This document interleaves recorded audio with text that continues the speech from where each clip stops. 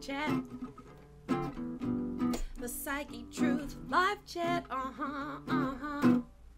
every Wednesday at 2 p.m. Central Standard Time on your YouTube machine. Live chat, live chat, live chat, live chat.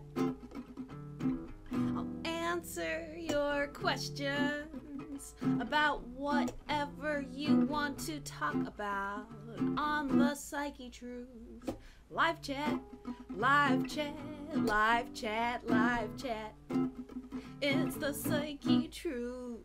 Live chat, live chat, live chat, live chat. Live chat, live chat, live chat, live chat. The Psychetruth. Live chat, live chat, live chat, live chat, live chat, live chat, live chat, live chat, live chat. Only on the YouTube. Hello and welcome. Thank you so much for coming. I'm so happy to hear. I'm so happy to have you here in my live chat with me today. So, my name is Corrina Rachel. I am a certified holistic health coach, and I have made hundreds of informational videos on this channel, Psychetruth, about weight loss, nutrition, dieting, why diets don't work, and just trying to give simple, straight ahead advice to really help people take control of their health, take control of their weight, whatever it is that brought you to my live chat today. Thank you so much for being here and welcome, like I said. So I already am seeing some questions coming in here, but I do want to go ahead, in case there's anyone here who is not familiar, you can leave your questions in the comments of the chat. And then I will go through your comments and do my very best to give an answer to as many of them as I can. Now, typically there are so many questions that come in. There's no way for me to get to all of them. So I do my best. Please know that if you leave your question and I don't answer it, you can either leave your question again, but please, pretty please, don't be like, why won't she answer my question? She sucks so bad. Oh, it's like, because if I didn't see it, then you yelling at me about not answering your question isn't going to help. So don't spam the comments with your question, please, but you can leave it a couple times if I miss it. Also, some question marks at the beginning of your question will just make it easier for me to see the questions amid all the comments. And I love that you guys like to kind of chit chat with each other, but sometimes it's hard for me to find the questions. So give your question marks. Like I said, please don't spam the comments, but if you need to leave your question a few times to help me just be able to see it amidst all of these comments coming in, then that is more helpful than you being mad at me for not answering your question. Last little maintenance housekeeping thing is that this is a super chat. And if you leave a tip with your question, YouTube will actually bump your question up to the top and give me a little notification that there was a tip. So if you leave a tip, your question gets answered next. It's really the only way to guarantee you get an answer to your question. So, man, thank you so much for being here. I'm going to do my best to get to as many of these as I possibly can. And remember, if you really want an answer, leave a tip with your question. It really helps us out.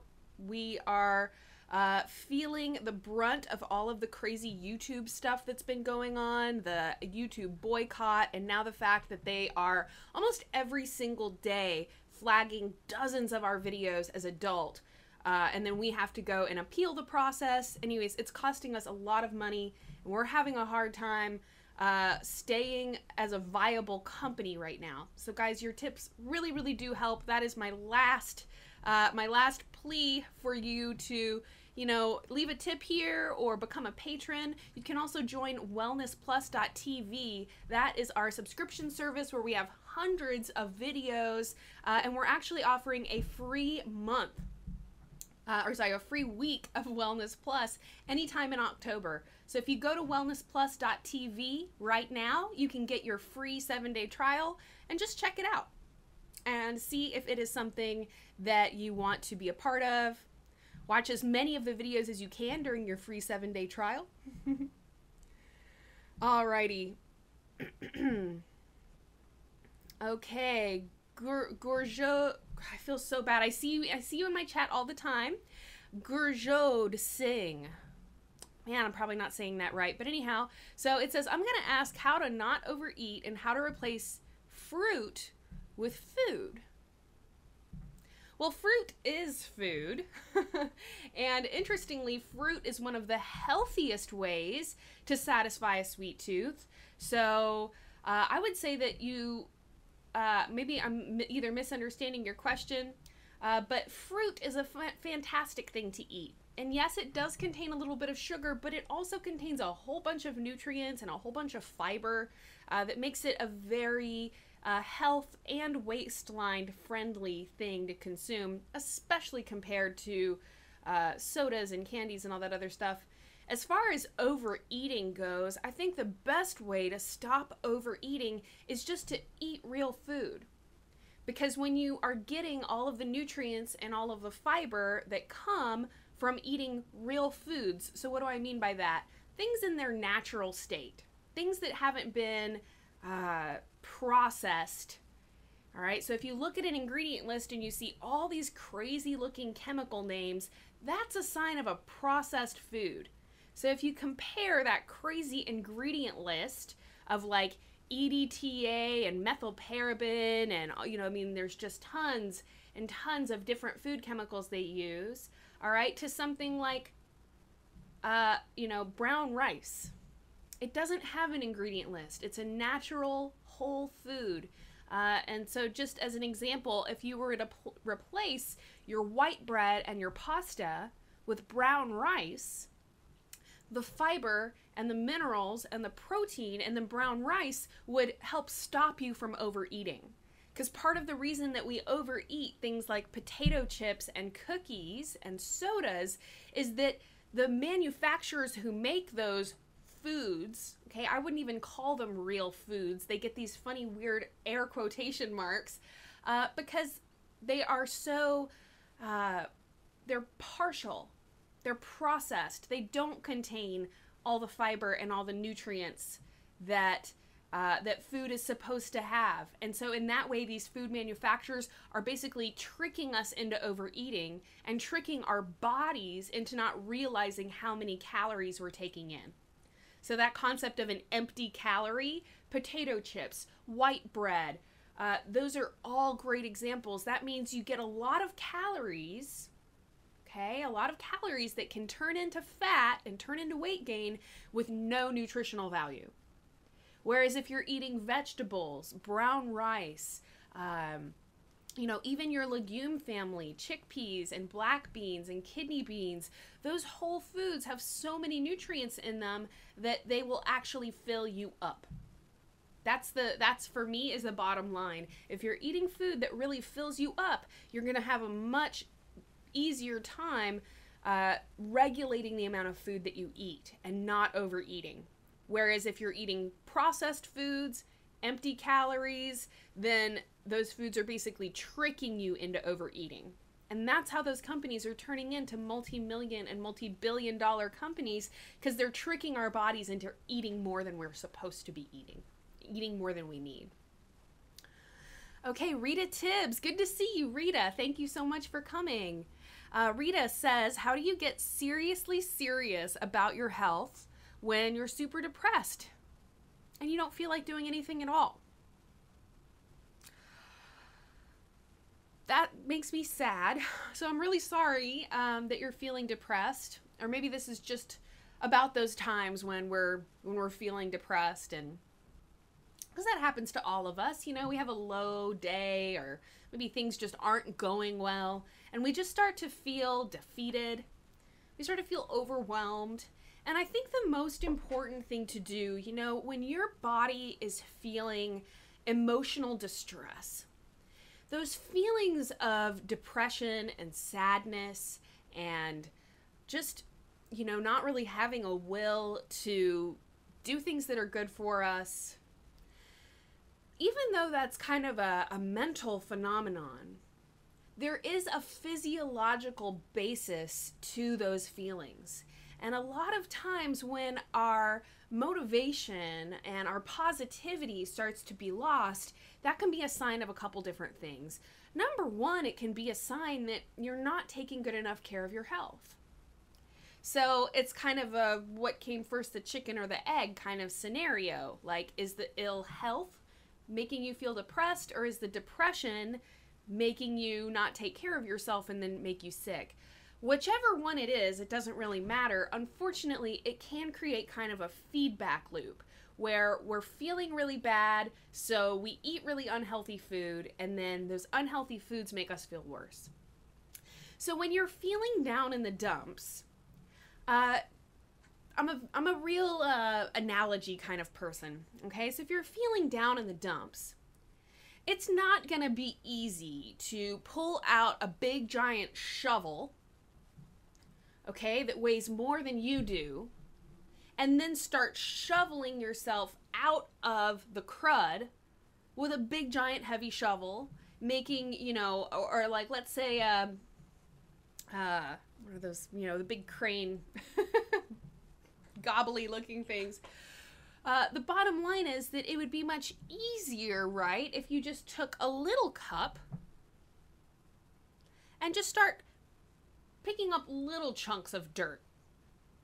And so the idea is that instead of trying to do the big things, is that when we're feeling low or when we're feeling down, you've really got to just reach for little things. Little things. And just know that the more that you try to do something big, like force yourself to go work out for 3 hours, or force yourself to completely change your diet, and you're going to stop eating all the foods that you love and immediately change your diet, it's just probably not going to happen, right? Because it's too big. It's too much. It's like trying to lift a shovel that's heavier than you are and then shovel stuff that's heavier than you are out. So first thing is to think really small and give yourself little tiny things you can do. Like, you know, I'm going to go drink a glass of water, or I'm just going to take a walk around the block. Anything that makes you feel better is doing something good for your health. And I think sometimes it's hard for us to see that when we're feeling bad or we're feeling sick or just defeated and unmotivated. But understand that if you go and you do anything that makes you smile and makes you happy, that is doing something for your health. So going and playing with your dog or your cat or anything that's cute, anything that brings you joy and brings you some sense of happiness is doing something for your health. Because anything that gets you out of that rut and feeling a little bit more positive or a little bit more happy is going to suddenly make it easier to do those other things you want to do, like eat healthier or exercise more. The other thing, and this is especially true when we're sick in bed with a cold. Have you ever noticed that when you start getting sick, all right, not only does your physical health go, but your mental health kind of goes too. So you're feeling sick, you don't have any energy, your body hurts, sometimes like my whole face and my cheeks hurt and my eyes hurt, and when I get a cold and sinus pressure, like I'm just in total pain. Everything hurts. And so at that point, the best thing you can do for yourself is rest. The R&R, the rest and relaxation, is so important. And in a way, when we're sick, it's like our body's forcing us to get some rest and relaxation. It's saying, like, you're not going to work, you're not going anywhere, you're not getting out of bed, right? And so to kind of, you know, take that message, take that signal from your body. Your body is forcing you to lay in bed, basically. It's telling you, hey, I just need some rest. I need to sleep. I need you to go easy on it for a while.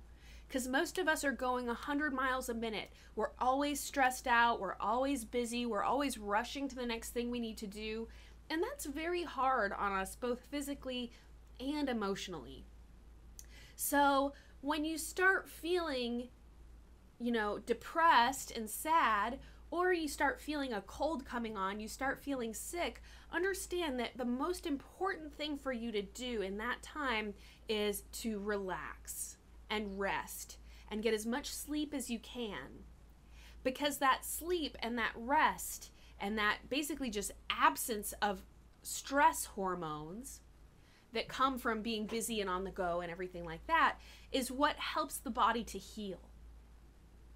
And again, the emotional sadness and the emotional depression we feel can often be a sign that there's something physiologically going on that just needs some rest and relaxation.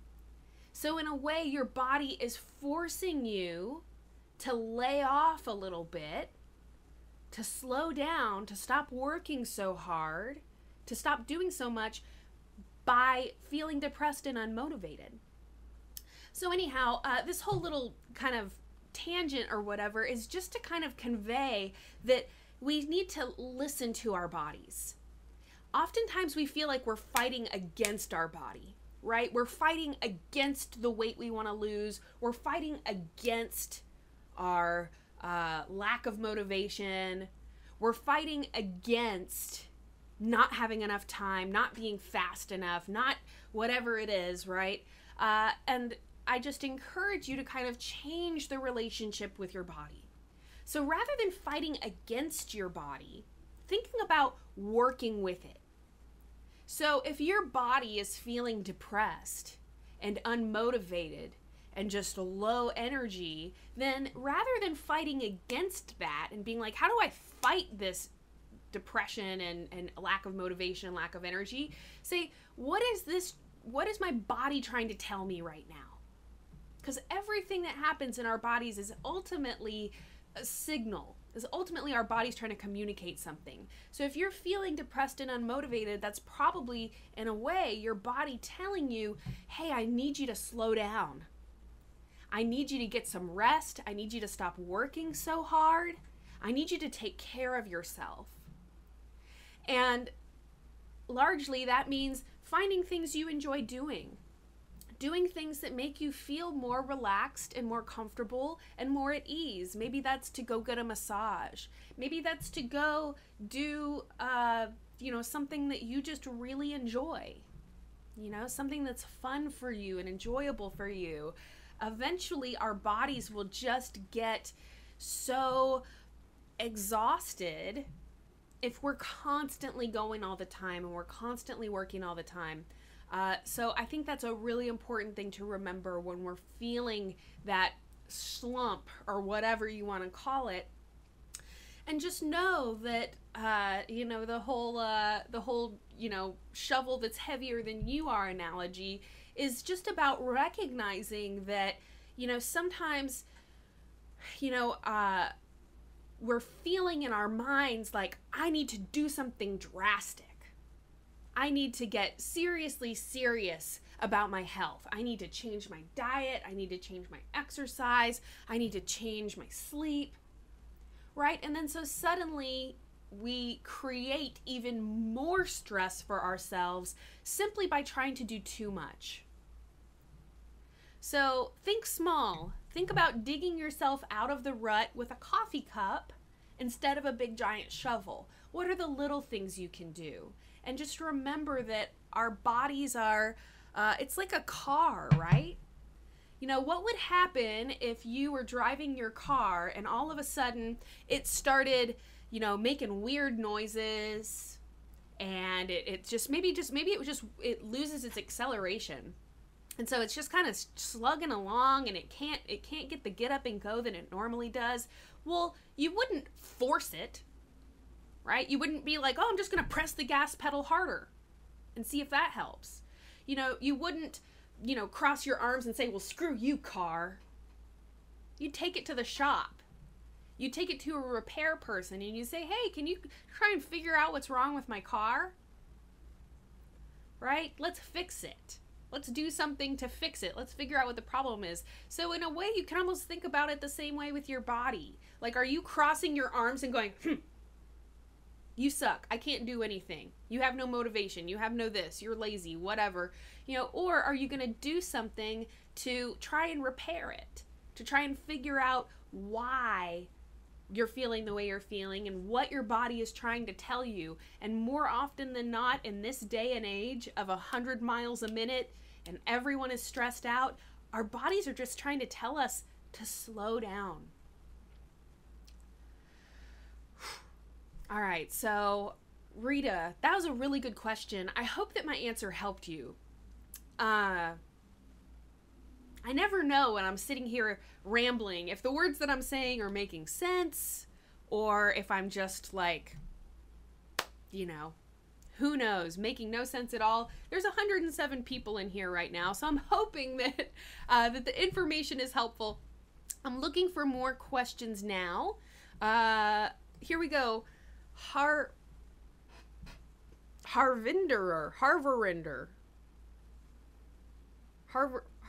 That's a tongue twister for me. Harvinder Singh. Is spirulina good for our health? Okay, so spirulina is a sea vegetable in a way. Basically, when we talk about things that come from the ocean. Okay, so this is true even for things like seaweed, all right? If you ever go to the Japanese restaurant and have a seaweed salad.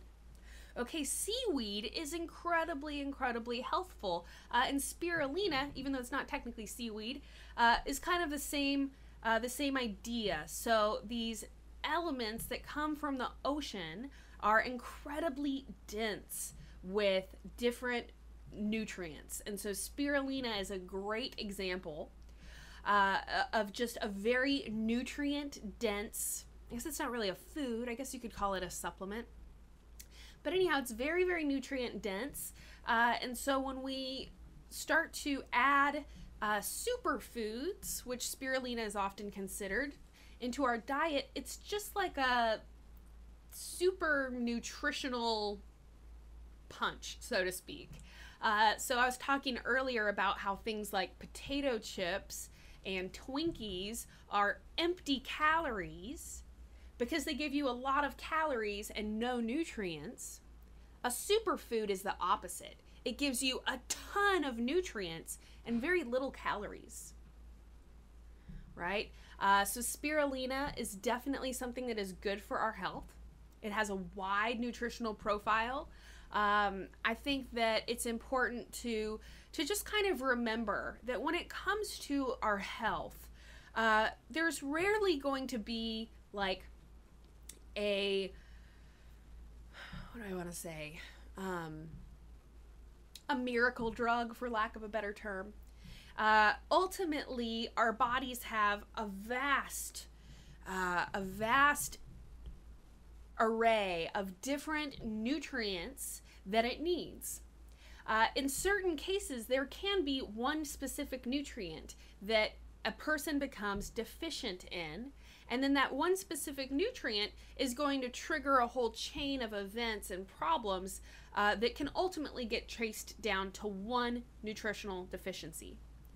But again, if you're not going and actually having your blood work done and actually looking to see what you're nutritionally deficient in, is it calcium? Is it magnesium? Is it zinc? Maybe it's a vitamin. Maybe you're B12 deficient or whatever it is. So the best way to figure out like what supplements do I need, what supplements will be best for me, is to actually go and have your blood work done and have someone look and see where your deficiencies are. Aside from doing that, adding as many nutrient-dense foods and superfoods into our diet is really the next best thing you can do.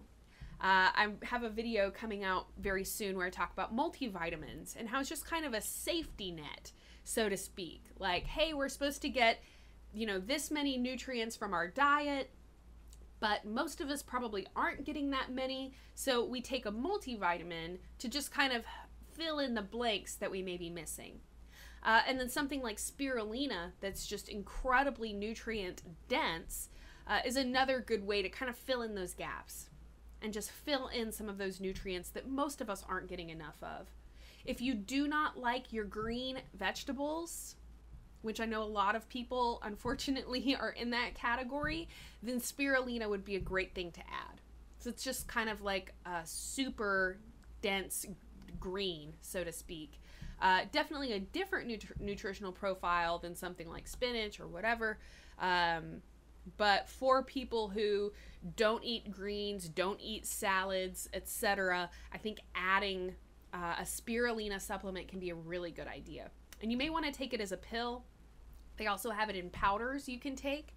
But unless you drink smoothies all the time and it's going to be really easy for you to add some spirulina powder, then I would say probably as a pill form is going to be easier to just integrate into your diet. Melissa Coleman. She says, I follow you on Facebook and here. I really want to get serious about yoga. However, it's so difficult for me. I need help. There are no classes where I live. No local classes. Okay, so Melissa, really good question. Thank you so much for leaving it. So a couple different things that I could say about this. Number one, everyone, or maybe I should say this, anyone can do yoga. Yoga is not something that only certain people can do. It's something that literally anyone can do, but we're all in different places. Some of us, so let's just talk, as an example, somebody who's really active, maybe they were a gymnast when they were younger, they work out all the time, they play soccer all the time, and they're really physically active. Well, it's going to be easier for someone like that to start getting into yoga and maybe start advancing pretty quickly. Whereas if you are someone who's pretty sedentary, maybe you've never really worked out, you've never really done a lot of physical activity, maybe you're not like overweight necessarily, but you're not super active or super flexible.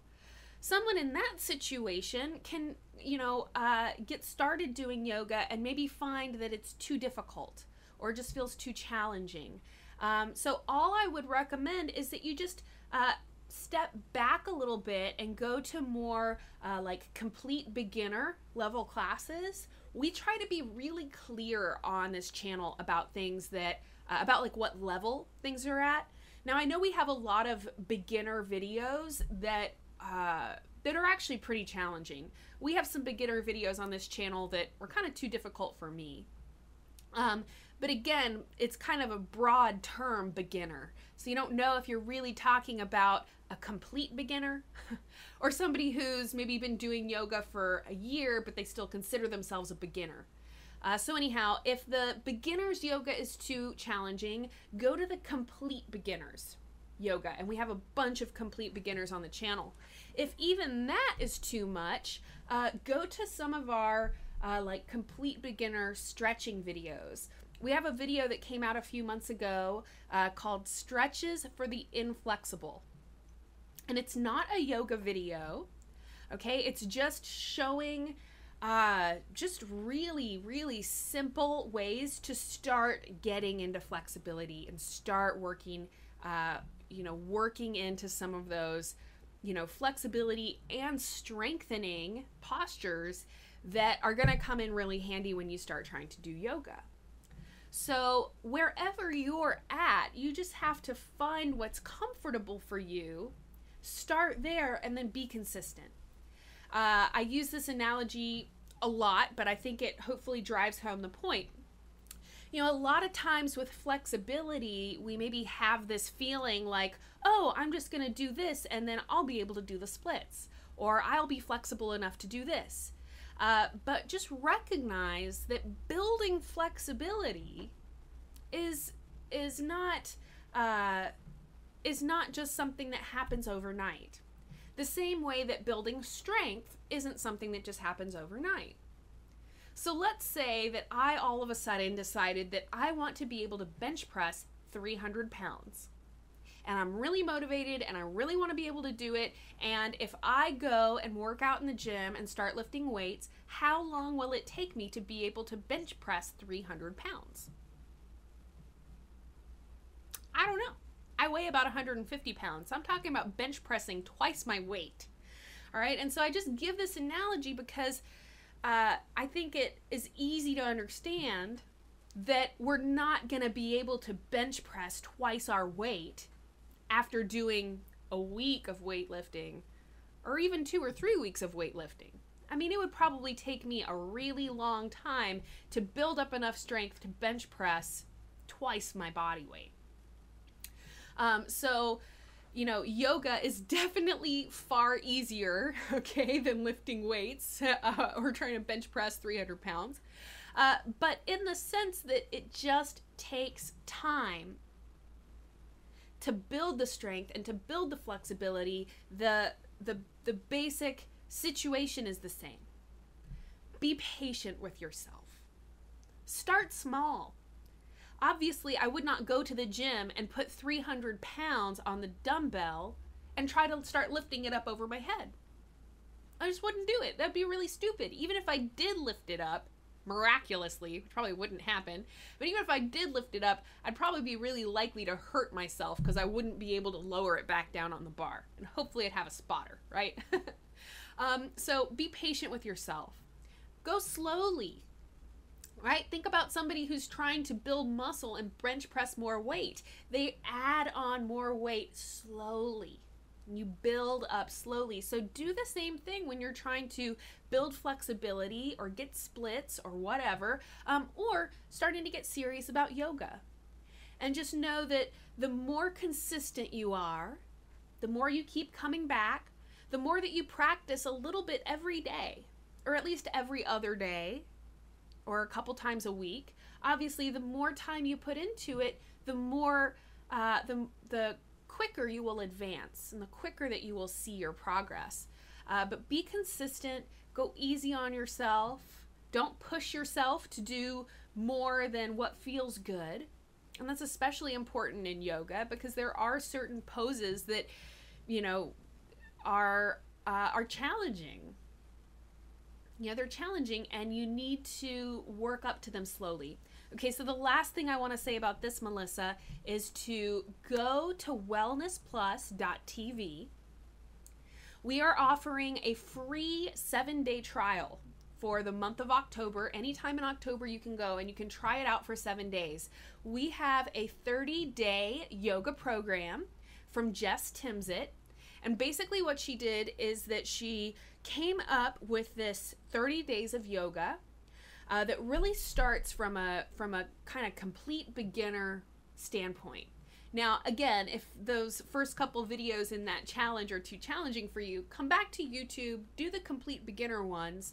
But that 30-day yoga challenge on wellnessplus.tv is fantastic for helping to walk a beginner through advancing their practice. And then depending on where the person is, they might actually, you know, be able to do all of the advanced poses that you learn in that program. I think if I were to do it, it would take me more than 30 days to really get through it all and be able to do all of the cool stuff that she shows. But it's a really good program. It's a really kind of comprehensive look at yoga where she kind of shows you just kind of all of the different facets and approaches. There's yin yoga, which is it's about holding poses for longer periods of time and breathing more deeply into them, versus vinyasa yoga, which is more about moving through a flow and moving through the poses without holding them for very long. So you're just in a pose for a couple of breaths before you move into the next part of the sequence. So it's a great introduction to yoga. She did a fantastic job of, I think, really helping someone step up their practice over the course of 30 days. And like I said, you can start that series, or at least do the first 7 days for free during this free trial we're offering. If you decide to stay a member of wellnessplus.tv, it's only $5 a month. That's like less than you probably spend on your lunch in one day. So, you know, less than you spend on your Starbucks coffee. You know, if you're getting a coffee every day on your way to work, you could just you know, skip 2 days of that expensive coffee, or 1 day, depending on what coffee you get, and boom, you just paid for your wellnessplus.tv subscription. Anyhow, there's, I think, 700 videos up there right now, and we're posting 10 to 30 new videos every single week. Way more videos than we have on either of the YouTube channels. So wellnessplus.tv, check out the 30-day yoga challenge. And again, just, you know, pace yourself, go easy on yourself. Don't expect to have, you know, an overnight change, just the same way that I wouldn't expect to be able to bench press 300 pounds tomorrow. You know, be easy on yourself, be patient with your body, work with your body, not against it.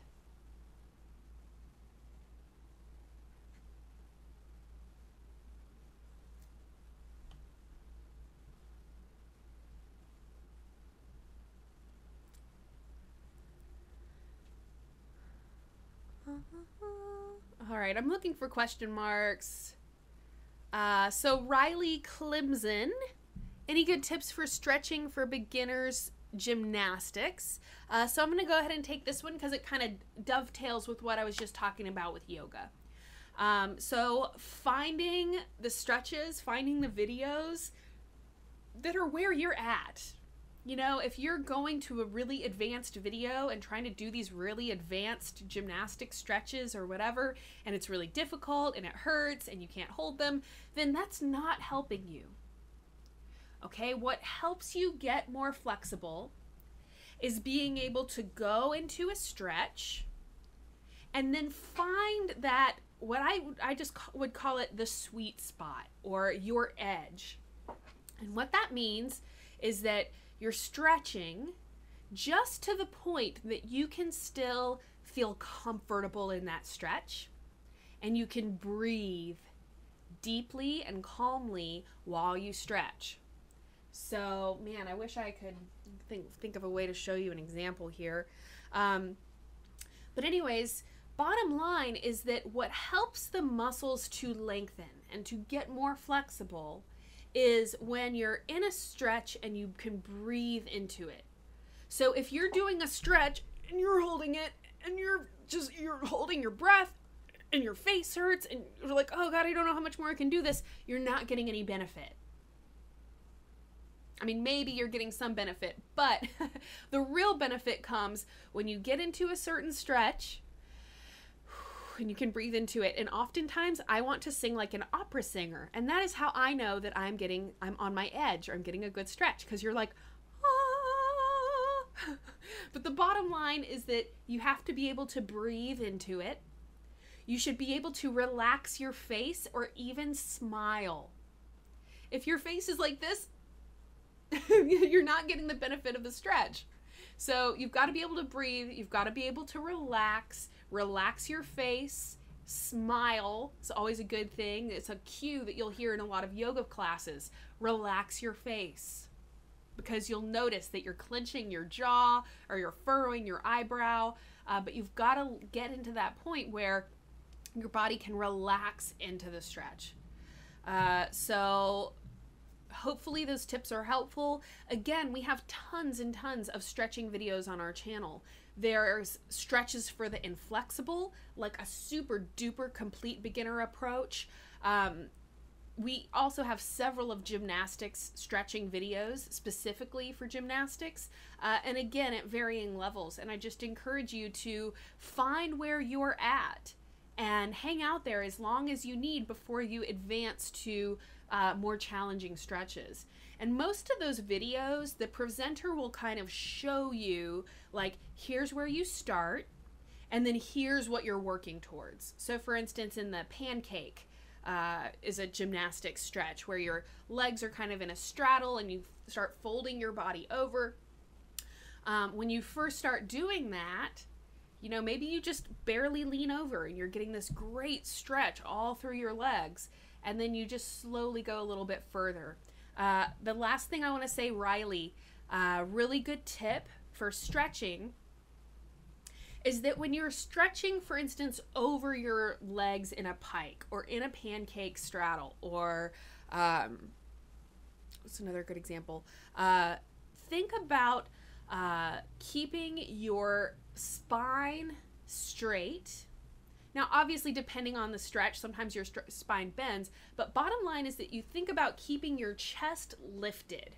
And so as you stretch, as you move, rather than doing this and kind of like collapsing your spine so that, for instance, you could touch your forehead to your knees, you think about pulling your chest towards your knees. So let's say you're like in a pike with your legs out straight and you're trying to bend forward. You think about keeping your chest lifted and pulling your chest towards your knees with your head up and your spine relatively straight, and rather than folding over and, you know, hunching your spine. So there's a partner stretching video that I did with Joy Scola a couple years ago that I think that I remember that's where I learned that. was her telling me that, I believe, in that video. And it totally makes all the difference. And you feel the stretch totally differently. On that note, finding a partner to do partner stretches with is another really great idea. And we've got several partner stretching videos on the channel that would be fantastic for that. But having someone else to stretch with and help assist each other is another really good tip for beginners.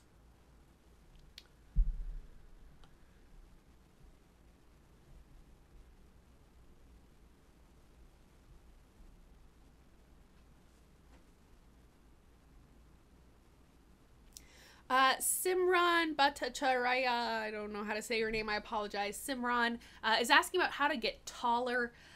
You know, I've seen some videos on the YouTube about getting taller. I personally am like 6 feet tall.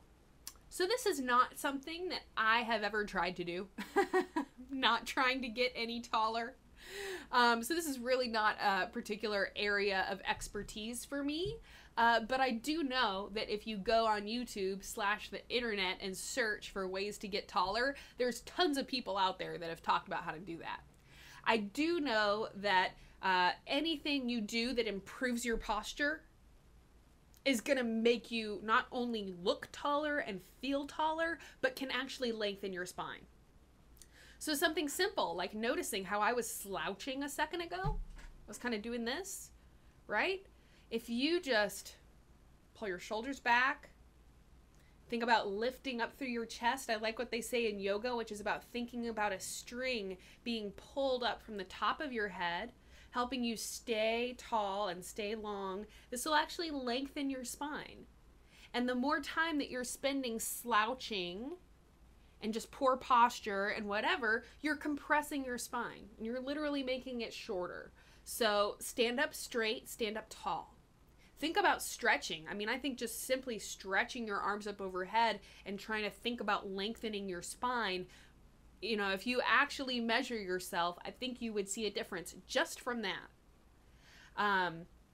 Another thing that can help is inversion therapy. So actually going upside down. Somebody asked about this last week, actually. So you can do that with things like an inversion table. There are also yoga swings or yoga trapeze type apparatuses that you can go upside down in. And when you do that, basically you're taking where normally the spine is being compressed by gravity. If you are upside down, now your spine can be lengthened by gravity.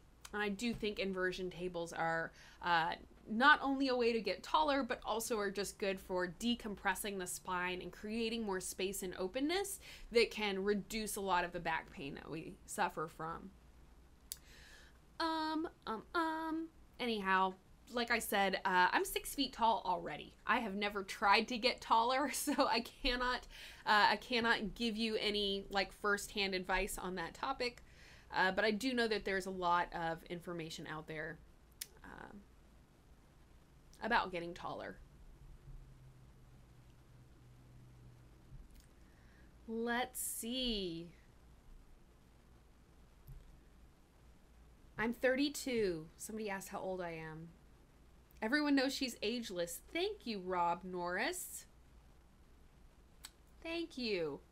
Yeah, I mean, people are so obsessed with like asking how old everyone is. I don't really know why. Okay, Lila Shreve, what if the stretch hurts? If the stretch hurts, pull back a little bit. A good rule of thumb is that when you're doing a stretch, it should be kind of uncomfortable.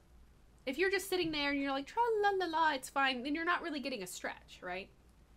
But when you move into the sweet spot or the edge, all right, it's about moving into a stretch just to the point that you feel it. It's slightly discomfort. It makes you want to kind of be like, ah, or at least for me, that's how I know I'm getting a good stretch. Okay. But you're able to still breathe into it. It shouldn't be a sharp pain. It shouldn't be a shooting pain. It shouldn't be a pain that continues once you exit the stretch. And if any of those three things are so, then you're stretching too deeply. It's like the same reason that I wouldn't go and try to bench press 300 pounds and then be like, why am I not able to do it? You know? So in the same way that you can really injure yourself by trying to lift a weight that's too heavy for you, you can also injure yourself by pushing yourself into a stretch that you're not ready for. So stretching. Here's wrapping it all up in a little tiny bow, hopefully a cute little gift for you. Stretching should be slightly uncomfortable. Slightly uncomfortable, but never painful. Never a sharp shooting pain or a pain that continues after you move out of the stretch. You should be able to breathe calmly and deeply. And I think about like visualizing my breath going into my hamstring or going into, you know, wherever it is that you're trying to stretch, you can kind of visualize breathing into that spot. And with each breath, that oxygen and that blood flow that is moving into that location, moving into that tight muscle, will help it to relax even more and to lengthen. And the last thing, relax your face. And if you can't relax your face and smile while you're holding the stretch, you've gone too deep. You've gone too far. You should be able to relax your face and smile and breathe into that stretch, and that's how you know that you're getting the benefit.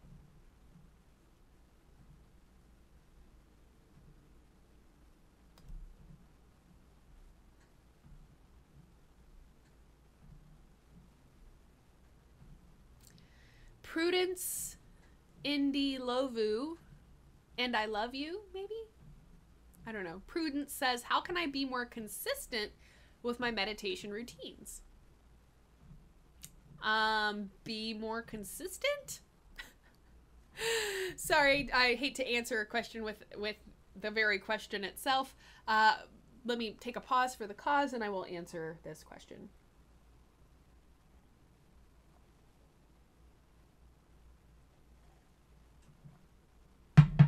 Okay, so this is actually a really good question. I didn't mean to make a joke at the beginning, Prudence. I apologize, but it just was kind of, I couldn't resist. Okay, and so this could apply to how can I be more consistent with my diet? How can I be more consistent with my exercise? How can I be more consistent with my meditation routine? Whatever it is you're wanting to become more consistent in doing, these are my ideas for doing that. So you know how they say we're creatures of habit? Oh, I'm a creature of habit. I'm a creature of habit. I say that all the time, and I recognize that I am a creature of habit. So in the same way that we are creatures of habit, okay, that can both work for us and kind of against us. All right, so when we're trying to become consistent with something, we're trying to get healthier or exercise more regularly or whatever it is, unfortunately, what we're doing is kind of working against the habits that we've been reinforcing for however old we are, right? So if you are coming from a lifestyle where you were pretty sedentary, then creating a new habit of being more active it's just going to take some time. Same way with starting, trying to be more consistent with a meditation routine. It's just about building new habits and breaking the older habits. So the older habits were sitting in front of the TV all the time, were, working too much or whatever. So there's kind of two sides of this. One thing is to really start thinking very concrete, for lack of a better word, tangible routines that you want to start making for yourself. And if you want to start a new habit, okay, so for instance, a meditation routine or a meditation habit, start really small. I say that all the time, but I don't think I can say it enough. Until everyone on the planet is healthy, I don't think it can be said enough. That's my just general outlook on this whole health thing. So start small, but give yourself a concrete goal to work towards, a tangible goal to work towards. So for instance, I'm going to meditate for 3 minutes in the morning before I start my day, or maybe while I have my coffee, or whatever it is. But the idea is to give yourself a small but very concrete or tangible goal to work towards. So I want to meditate for 3 minutes every day. And I think it is, in terms of making a new habit, it's good to try and do things at the same time each day. So rather than just 3 minutes anytime throughout the day, which is probably, still better than nothing, but in terms of creating a routine, it'll be more beneficial and help you create the habit if you do it at the same time each day. So maybe, for instance, I get up in the morning and make a coffee, and then I go and I brush my teeth and I take a shower, and maybe, after I get dressed and before I walk out the door, I'm going to spend 3 minutes doing a meditation. Or maybe if you never have time in the morning before you leave for work, maybe it's right when you get to work, or, after an hour of being at work or something like that. But the idea is to find a time, and start creating a little habit. And I would really recommend that you just start with something super simple, like 3 minutes. Because the bigger the commitment is, the easier it will be for you to be like, oh, I don't have time for that today. But the whole point of creating your habit is that you've got to be consistent with it. So if you can start something really small and reasonable, like 2 minutes or 3 minutes, then you're gonna find that it's obviously more easy to actually meet that goal and actually do that. And the idea is that once it starts becoming a habit, you're not going to have to think about it anymore. You're not going to have to force yourself to do it or motivate yourself to do it, because it's just going to become your habit. Okay, so making new habits, making new routines. The other part of the story, right, or the other part of the problem is about figuring out the old habits that we need to replace. So you can just start by noticing your habits.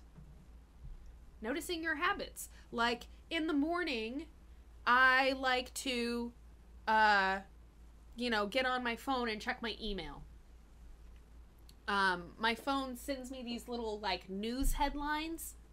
And typically, first thing in the morning when my alarm is going off and I pick up my phone, I see those little news headlines. And it's kind of become a habit for me to read over those news headlines in the morning before I get out of bed. It's kind of become a habit for me to snuggle with my dog in the morning before I get out of bed. It's a habit. It's something I do now. So you can start noticing your habits. Maybe you always have a cigarette after every meal. You always have a cup of coffee in the morning. That's probably the biggest habit that all of us have. So you start noticing your habits, and then if you can kind of pair the new habit that you want to create with one of the habits you already have, then that can start making it easier. So, for instance, this meditation routine, pair it with something you're already doing. So if every morning you start your day by making a pot of coffee, maybe make that time that you're making your coffee a meditation. And what makes something a meditation is just that you're really present with what you're doing. You're focused. And the benefit of meditation is about being able to resist distractions. So, you know, a lot of times people will leave a comment on a meditation video like, I can't meditate. I can't do it. I always have, you know, different thoughts coming through my mind and I can't meditate. But actually, that's exactly what meditation is. It's about trying to focus your mind on something. A guided meditation is my personal favorite thing to do, because then you actually have somebody there giving you something to focus on. And then it's natural for those little distractions, those little thoughts to start going through your mind, especially if you're doing this in the morning, right? You're probably going to be thinking like, oh, I've got my meeting at 2 o'clock. Oh, I've got to remember to take this today. Oh, I've got to remember to do this, right? And it's natural. So what makes a meditation beneficial and what makes it a meditation is that you notice those thoughts, you notice those distractions, but then rather than letting your mind go off on the tangent and getting sidetracked by the distraction, you just let it float by you. And you just kind of note that, like, in a minute or 10 minutes or whatever, I will go and I will pay attention to all of those things. And they'll be there all day long. But right now, I'm just going to focus on what I'm doing. And like I said, if it's making your coffee, you're just staying really present and focused with the activity you're doing and not letting those distractions take you out of that mental focus and calmness that you've created. You know, meditation can come in a lot of different forms. Typically, you think about somebody sitting there with their eyes closed, not doing anything. But mindfulness, being aware, being present, is really the benefit that we're going for. And so you can make anything a meditation in that sense, that you're just focused on the thing that you're doing and you're not going to let the distractions distract you, right? You notice the distraction and then you let it, I like what they say about letting it drift by you like a cloud in the sky. So you see that little thought, you see that little worry, it comes into your mind, and then you just let it go. And that's where the benefits of meditation come from, because it's about learning to focus and learning to avoid those distractions that are inevitable, that are all the time. So pair your new routine with a habit you already have. Start with really small, simple habits you want to form, but make it concrete, make it solid. Whatever it is, make it something that at the end of the day you can say, oh, I did my habit today. You know, and maybe if you're laying in bed and you realize, oh, I didn't meditate this morning, do it right then. So that each and every day, at least once per day, you're driving home that new habit. And then over time, like I said, once the habit really sticks and becomes a new habit, it'll become just like brushing your teeth, just like making your coffee, just like getting ready for work. You just do it and you don't even have to think about doing it. You don't have to motivate yourself to do it because it just becomes a habit.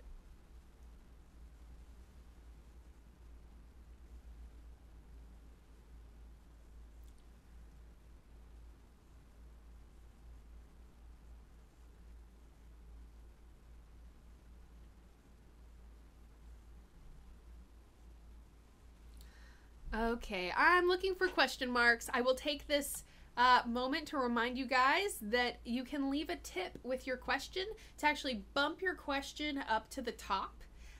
It's the best way to get a guaranteed answer to your question and to make sure your question is answered next.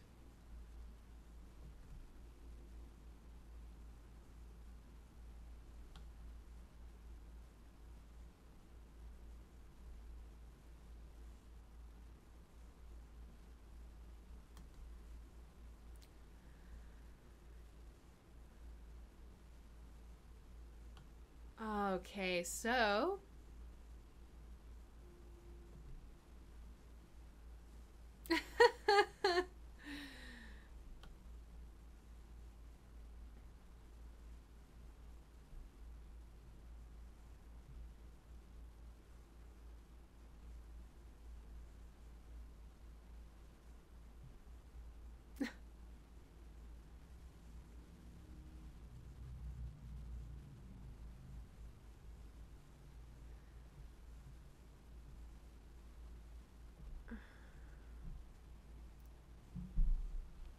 okay, Mary Kate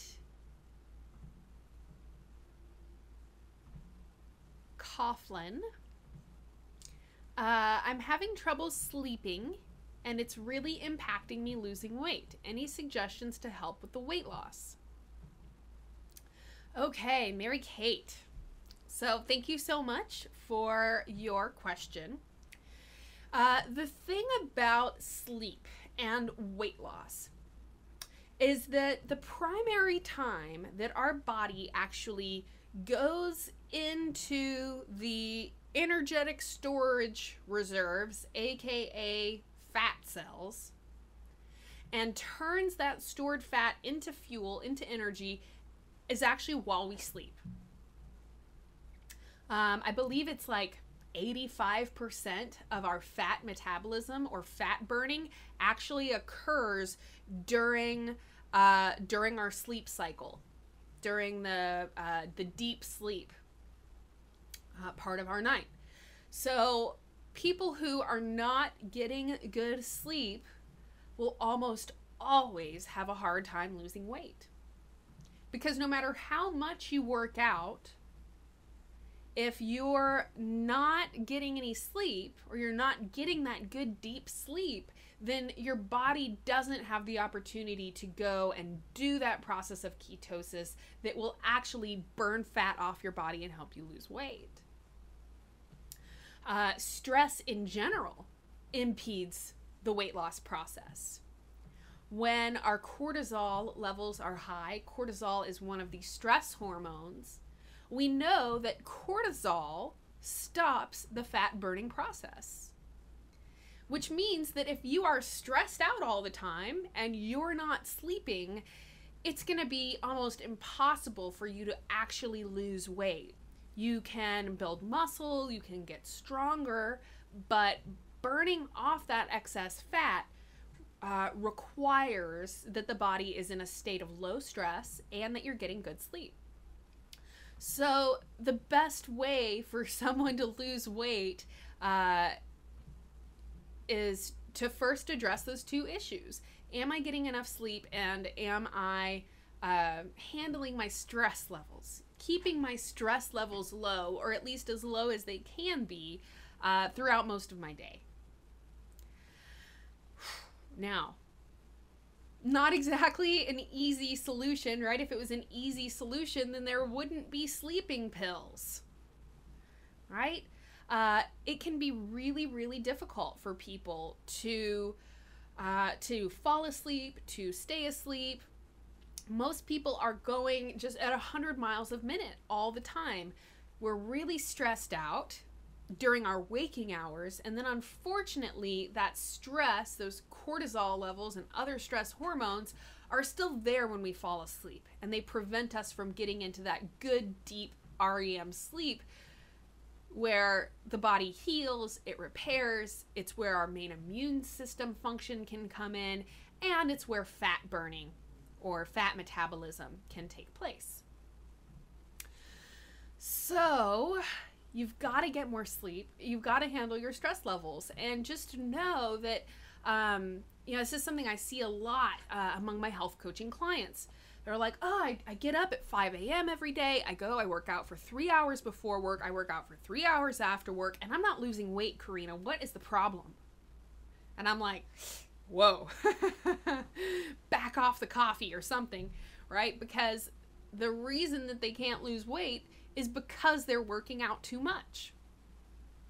It's because they're not sleeping enough. So there's got to be a happy balance for you in your lifestyle where you're balancing your level of activity, you're balancing your stress and your sleep so that your physical activity and your exercise isn't hurting your sleep. Understand that when you're actually working out, okay, you're like lifting weights or you're running or whatever it is, working out itself is actually very stressful on the body. And the more rigorous or intense the workout, the more stress that it's putting on the body. So there is definitely a certain point at which people are working out too hard and too intensely, so intensely that they're just creating more stress in the body and they're not going to get the benefits of whatever that workout is. So a couple of different of things to consider. And Mary Kate, because I don't know you personally and because I don't know what your diet is or what your workout regimen is or anything like that, I'm just going to try and give some hopefully general advice, and some of this will be helpful. Okay, so one thing to consider if you're not getting good sleep, you're trying to lose weight, can't figure out what's going on, is to start trying out other types of exercise. There's a chance that whatever you're doing in terms of your workout, either it's just too intense for you, or I guess that's really just it. It's too intense. So it could either be that you're pushing yourself too hard, the workout is too intense, or it can also just be a lack of variety in your workout. So consider doing something that's less stressful on the body. So for instance, swimming is a fantastic low impact exercise. So where something like running is high impact. It puts a lot of pressure on the joints of the knees, the ankles, the hips. And unfortunately, people who do run a lot for years and years, there can be kind of a prevalence of ankle, knee, and hip issues that result just from that high impact that comes from long distance running or just running for years and years and years of someone's life. So doing something less intense like swimming would be a great way to still get that workout. Swimming is fantastic, especially if you are really trying to keep your heart rate up. Like if you're just going and you're kind of wading around in the water, that's not really a great workout, although it will still, give you a workout. But actually trying to swim laps or something like that, so you still are keeping your heart rate elevated, right? You're getting all that physical activity, but it's much less stressful on you. I feel both mentally and physically. I feel like swimming is a lot less mentally stressful than, going to the gym, at least for me. Yoga, another really fantastic thing to consider. One thing I love about yoga is that it kind of encapsulates the strength training, the flexibility training, and the cardiovascular training that are just so important to have all three if you want to lose weight and you want to be healthy. So people who are just lifting weights sometimes lose the flexibility and mobility that they need to be healthy and fully functional. And sometimes people who are, just doing the flexibility or whatever are maybe not getting the cardiovascular benefits that are what really keep us healthy. Just remember that your heart is a muscle. And the same way you have to strengthen your biceps and strengthen your glute muscles, you have to strengthen your heart. So that's what cardiovascular exercise is all about. And when we talk about things like prevalence of heart disease, I think it's really easy to see that the heart is a muscle. And when the heart is weak, we have a prevalence of heart disease and heart attacks and other issues like that.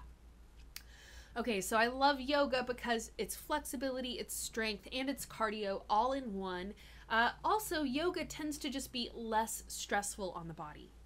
Typically, when you go to a yoga class or you do a yoga video on our channel, for instance, they have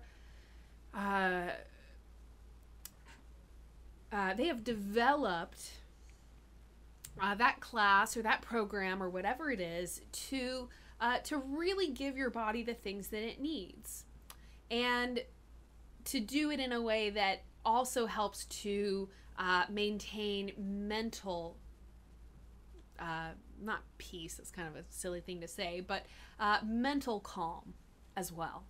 So if you thought about like P90X as an example, P90X is very stressful.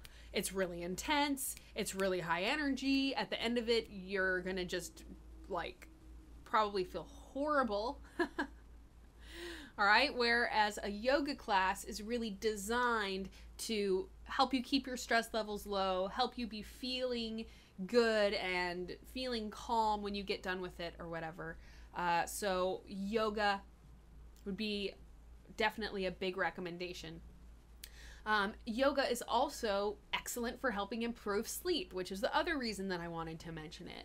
A lot of the inverted poses that you do in yoga, like downward dog, all the way up to, you know, the real inversions like wheel pose and handstands, they send circulation and blood flow to the adrenal glands. Our thyroid, our adrenals, all kind of located right in this area. So when you go upside down and you send blood flow into those glands, it can help you get better sleep. It can help you reduce your stress levels, and it can help you lose weight, because anything that improves the health of your thyroid and your adrenal glands is going to help regulate your weight loss. I could go on and on and on about why I think yoga is amazing for both health, weight loss, stress, and sleep. But that would be my recommendation for you, Mary Kate. And just remember that sleeping is more important than your workout. Managing your stress is more important than your workout. And it's just so important to make the time to do things that help your stress levels stay low. Make the time to get plenty of sleep. And just know that even if it feels like you're not working out as much or whatever, if you're getting that sleep and making sure that you're keeping your stress levels low as much as possible, that in and of itself is going to help you lose weight. And once you get your body back to functioning and sleeping better and getting in that regular sleep cycle, then you can kick up the intensity on your workouts again, and you should find that not only do you feel less drained afterward, but you're still able to get that good sleep that night. And that's really the most important thing.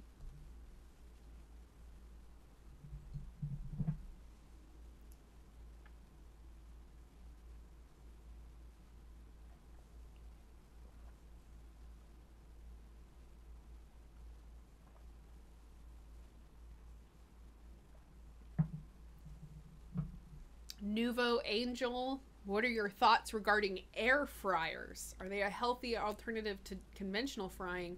I have not yet encountered an air fryer, so I don't know anything about it.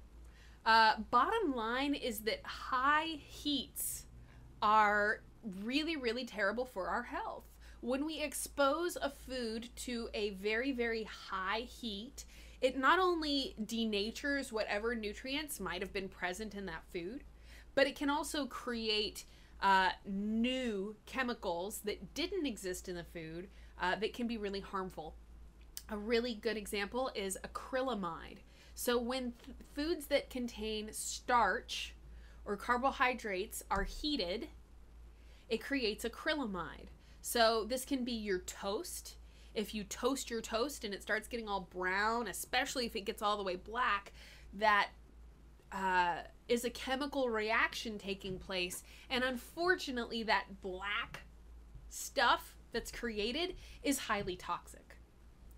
So part of what makes frying really horrible is that the oils are being heated to these relentlessly high temperatures. So perhaps an air fryer is healthier, just in the sense that at least you're not heating up oils. Heating oils at high temperatures is one of the unhealthiest things for us, in terms of what those oils turn into when they're exposed to heat. But bottom line is that an air fryer is still exposing your food to a really high level of heat. It's just doing it in the absence of oil. So perhaps a little healthier than conventional frying, but definitely not healthy. Definitely not healthy. Low heat is ideal. For anything that you're going to cook, if you can do it at a low heat, you're going to preserve a lot more of the nutrients than heating that same food at a much higher heat, or especially deep frying that food. Adrian, for more massage videos, Psychetruth Plus or Patreon? I can only choose one. There are definitely, it just kind of depends. One interesting thing is that our $20 patrons get a free subscription to Wellness Plus. So if you sign up for Patreon at the $20 level, you're going to get both. To get the massage videos on Patreon, I think that's a $15 level. In terms of volume of videos, there are more videos on, we're now calling it Wellness Plus. It was called Psychetruth Plus at the beginning. Then we switched to wellnessplus.tv because I just thought it conveys better and it's easier to spell. wellnessplus.tv. And guys, we're offering a 7-day free trial of Wellness Plus anytime in October. So Adrian, I would say go to wellnessplus.tv right now. Sign up for your free 7-day trial, and then you can try it out for 7 days and see if it's worth it to you for your $5 a month.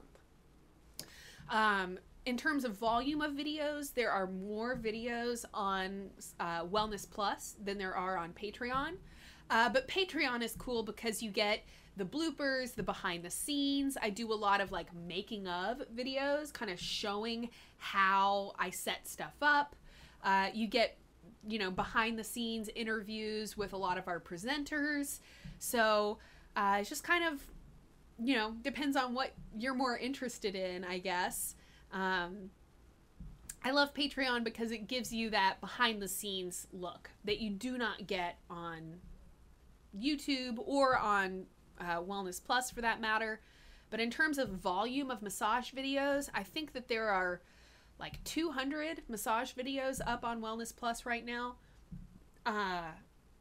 with just a little tiny overlap between stuff that we have on the YouTube channel. I know there's a couple of videos, that are up on both. Excuse me. But I believe there's at least 150 massage videos up on Wellness Plus that are definitely not up on the YouTube channel. Lots of exclusive content there.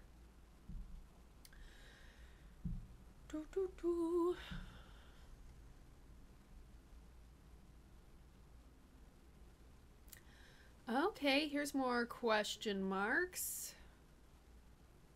Whoa. And then it's so funny because I'll find something and then YouTube will like bump my comment feed down. So let me scroll back up and see if I can find that.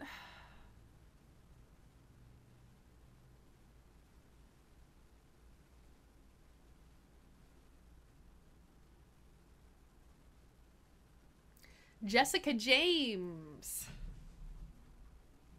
Jessica James, what can you do to rev up slow metabolism? All right, so metabolism.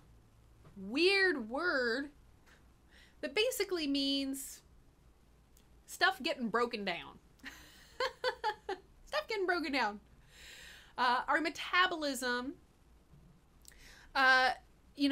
really relies on a couple of different things. When we're talking about weight loss, typically people are talking about fat metabolism. How easily and how quickly is our body breaking up fat, breaking down fat and using it for fuel? Because the body metabolizes like everything, right? But when we hear people, so it's kind of a vague term, because you'd be like, which metabolism? But when we hear people talk about metabolism in terms of weight loss, what they're talking about is fat metabolism. Okay, so those of you in the chat room right now who are interested in losing weight, listen up, okay? Because what I'm about to tell you is, I feel like, the baseline important thing to understand if you're trying to lose weight, right? The body obviously needs fuel, just like our car needs fuel, right? The body needs fuel in order to carry us around all day, in order to do all of the mental activities we're doing, right? Our body needs energy. So there are two different kind of approaches to getting our fat metabolism up, to increasing the efficiency with which our body burns fat. So when it comes to that energy the body needs, the body can get energy from carbohydrates, basically from the foods that we're putting into our bloodstream, which translates into blood glucose or blood sugar levels. So our body can burn sugar for fuel, or the body can burn fat for fuel. All right? As long as we have sugar in our bloodstream, as long as you have a high blood glucose or high blood sugar level, the body is going to be burning that sugar in the bloodstream because it's easier. The easiest fuel for your body to burn is sugar. And the easiest, obviously, energy is the stuff that's just right there in your bloodstream.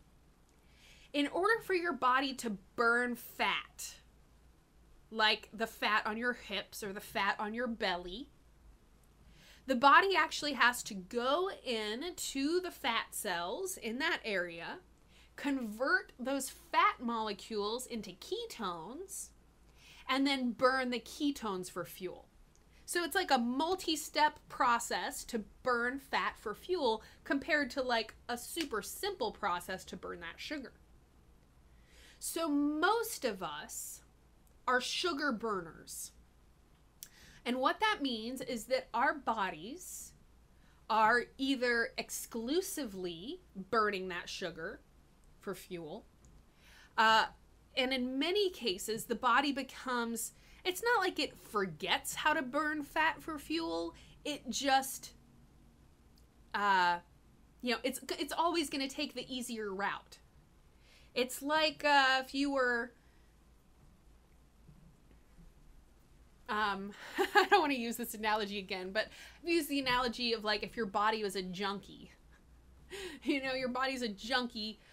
Either there's just sugar floating all around it at all times and it can just like grab some sugar, or it can go through this long kind of ornate process to turn the fat into fuel. So most of us are sugar burners, partly because it's easier for the body to burn sugar for fuel, but mainly because we've constantly got sugar in our bloodstream.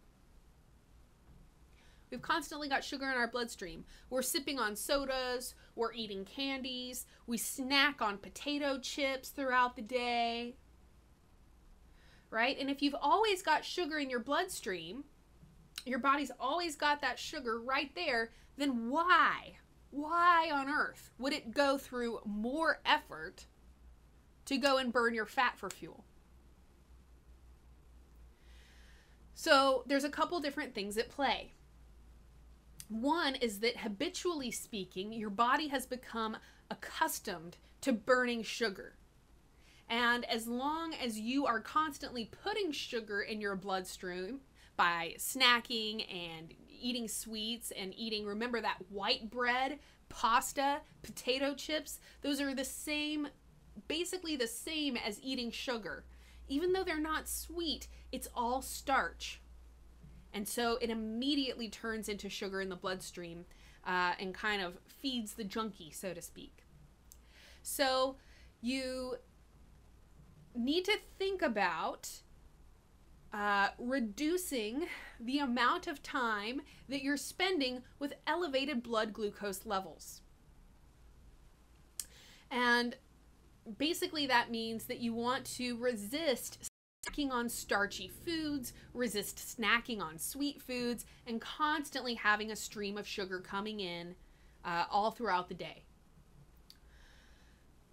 Similarly, okay, when the body has a high blood glucose level, the pancreas releases insulin into the bloodstream, and then insulin kind of serves as the Uber, I like to say, that kind of escorts that sugar around to various tissues in the body so that that sugar can get used up for fuel.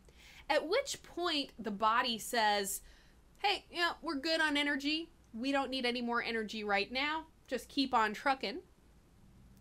Eventually that Uber drives around in circles enough, and then it says, all right, this sugar's getting turned into fat.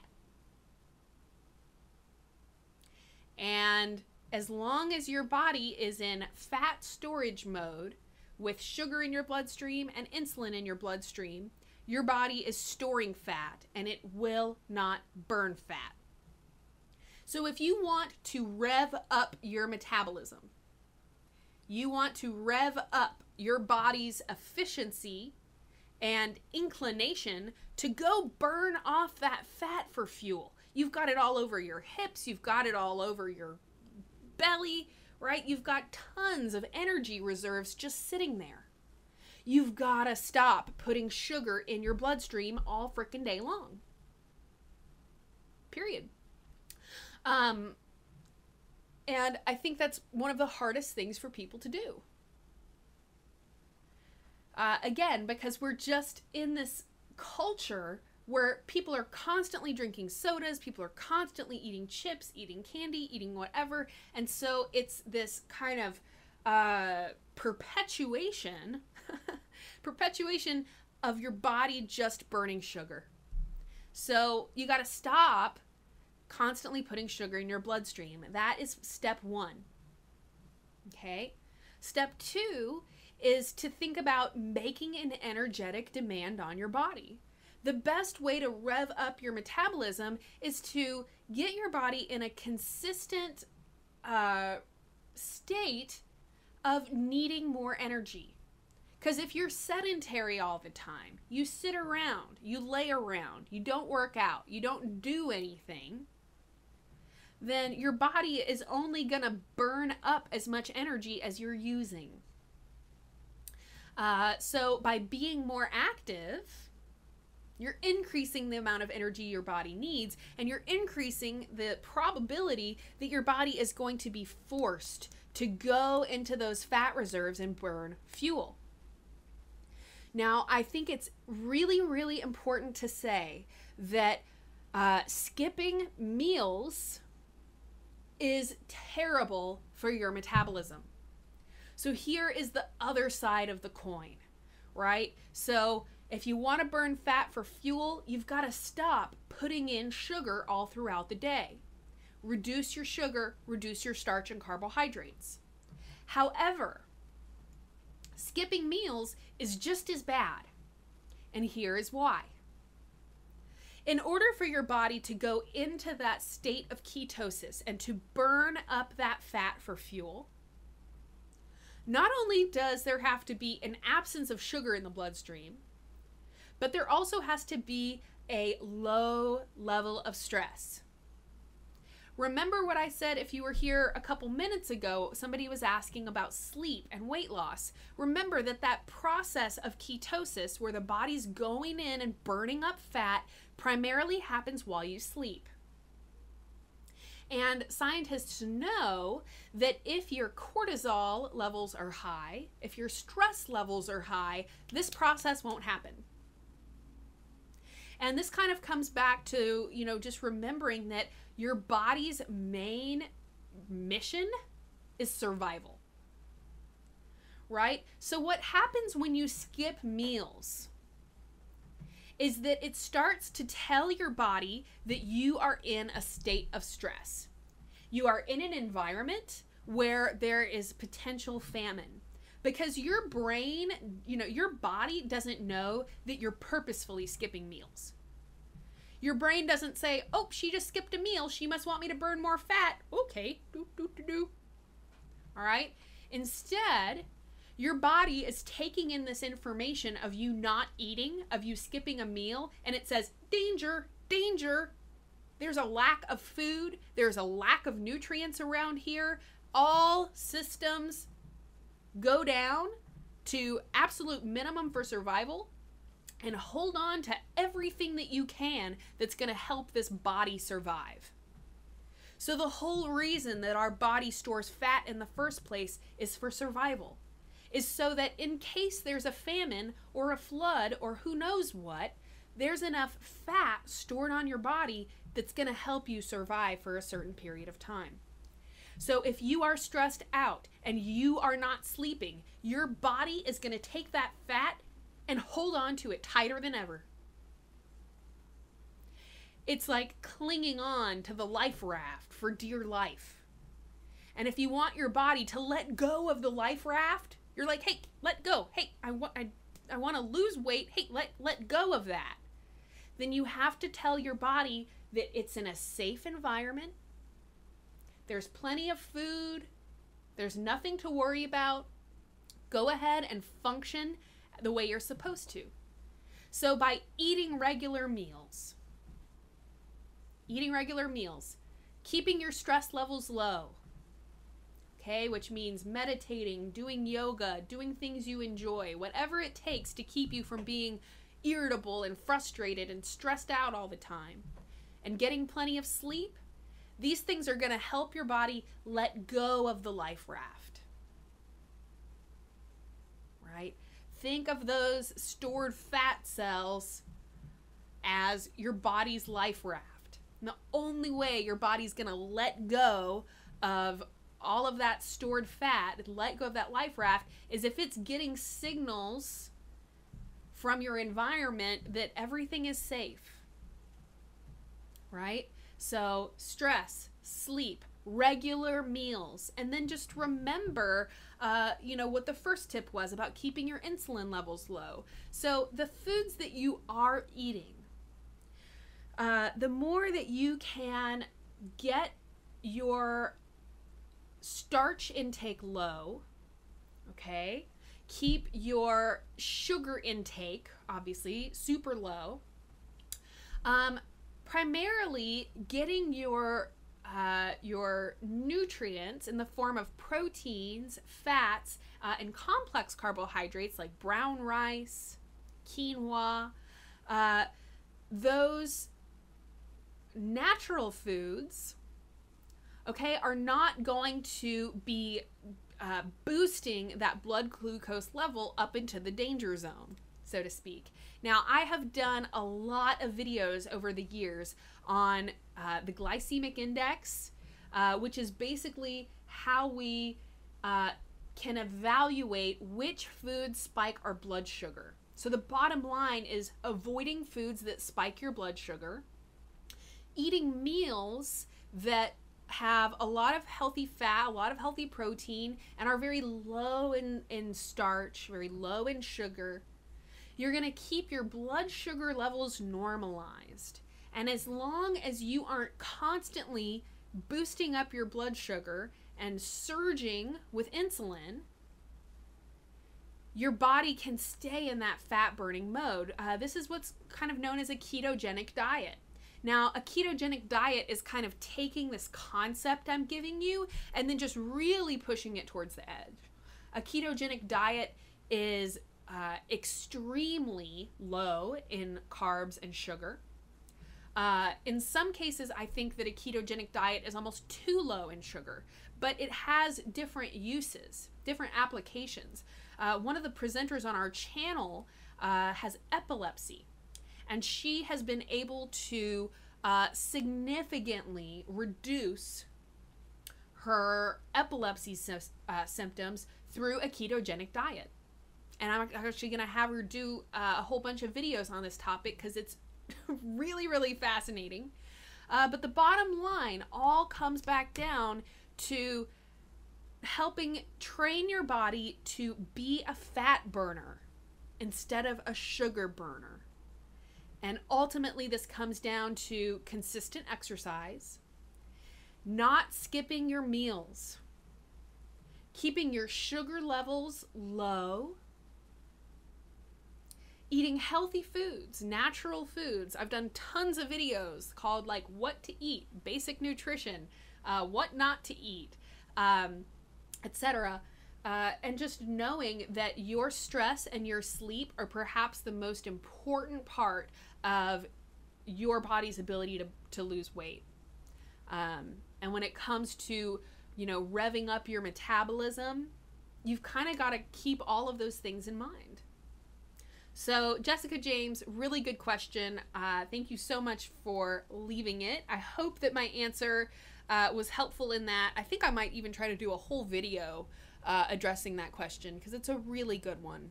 And I just think it's, you know, there's so many super duper intense workout programs out there that I think a big reason that the weight loss industry is such a multi-million-dollar industry, maybe multi-billion dollars, I don't even know at this point, is that most of those, you know, workout programs are putting people under so much stress that they can't lose weight.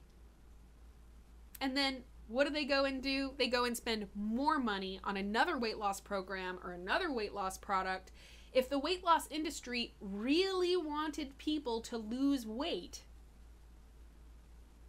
if they really wanted people to lose weight, they would be destroying their own consumer base. Because if people really lost the weight and lost it for good, they would no longer be a weight loss consumer or a weight loss product consumer. So I just, you know, I've really have tried over the years to create videos to give you guys real solutions. And, you know, unfortunately, the most common thing I see is that, you know, the sleep and the stress are preventing people from losing weight. And then they put themselves under more stress doing a weight loss program. And unfortunately, that excess stress kind of undoes all the good of what they're trying to do. Pulls the rug out from underneath the weight loss efforts, so to speak. I don't know. There's a million ways to say it, I guess. Okay, guys, so one last call for questions. One last call for tips. This has been a big zero. A big zero day. Usually there's at least a couple of tips that come in. And it's really, really helpful. It helps us keep the cameras rolling here at Psychetruth. So, anyone, Bueller, anyone out there want to leave a tip? It would be greatly appreciated.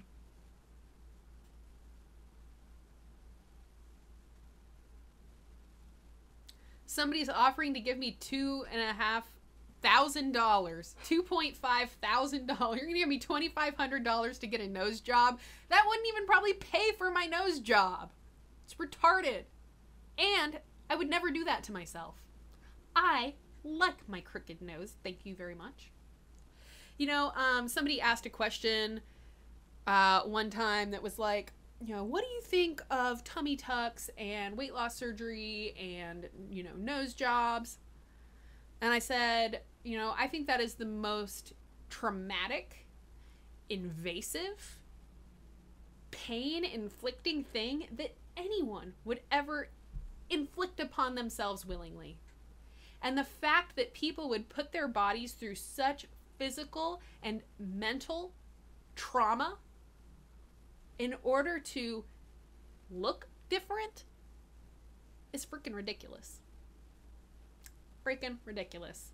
So, I'm sorry, whoever is here that doesn't like my nose. I understand that it's hard to listen to the information I'm saying when all you can think about is how much you hate my nose. So I'm really sorry for that, but you can screw yourself. Okay. All right, there we go. All right, that's what I wanted to say.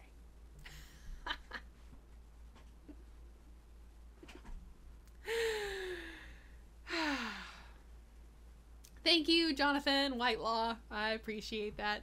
Ah. Oh man, there was this show called Celebrity Plastic Surgeons of Beverly Hills. I don't know if y'all ever watched it, but anyways, man, it was freaking hilarious. I actually got really into kind of watching that show for a little bit just because it was like, you know, just this crazy look into this world where people not only are putting themselves through tremendous physical pain and trauma, but spending who knows how much money in order to attain something that, in my opinion, looks gross, unnatural, and ugly. It's mind-boggling to me. Honest Muhammad, this is my 10th time asking the same question. Please answer it, ma'am. So again, you know, I'm seeing your comment yelling at me about your question, but that doesn't help me because I don't see your question. Guys, there's like hundreds and hundreds of comments in here. I can't see every single one. I just can't. So honest, if you had left your question again, I would be answering it right now instead of telling you that I can't see your question and you yelling at me about not answering it. Like, didn't help anything. Like, I could be giving you an answer right now, but you know, bottom line is, guys, there's way too many comments for me to read every single one. You know, I'm like sitting here, I'm talking, I'm thinking, I'm doing my very best to answer as many questions as I can, but I don't know if y'all noticed, I'm human. I'm not a cyborg, I'm not a robot, I'm not, you know, cybernetically enhanced.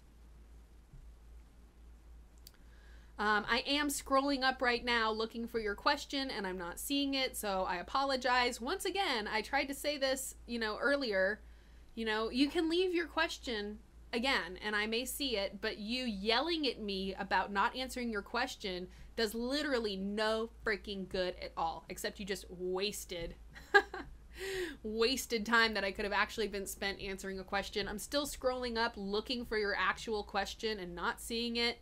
Here you are yelling at me again. This is the 5th time I've asked my question and I still don't fucking see it.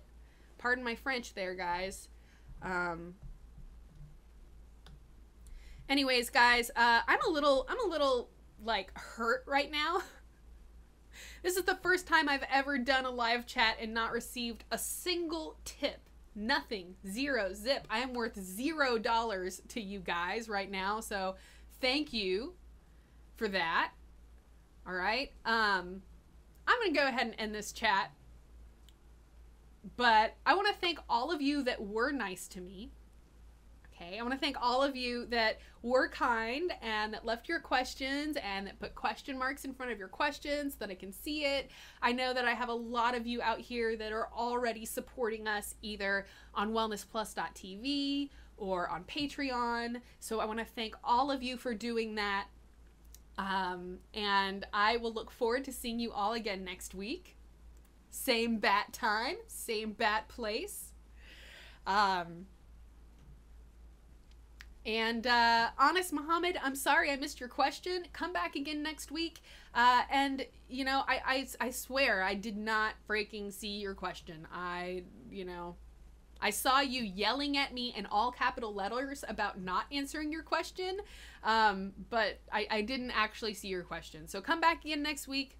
I'll do my very best to get you an answer. If you were to tip me like 50 cents, 50 freaking cents, YouTube would bump your question up to the top and you could get an answer. So, yes. Thank you all for being here. I hope that you all have a wonderful freaking day. And I really, really love all the questions we had today. Lots of really good stuff. I hope that this chat was helpful for you guys. And I will look forward to seeing you all again next week.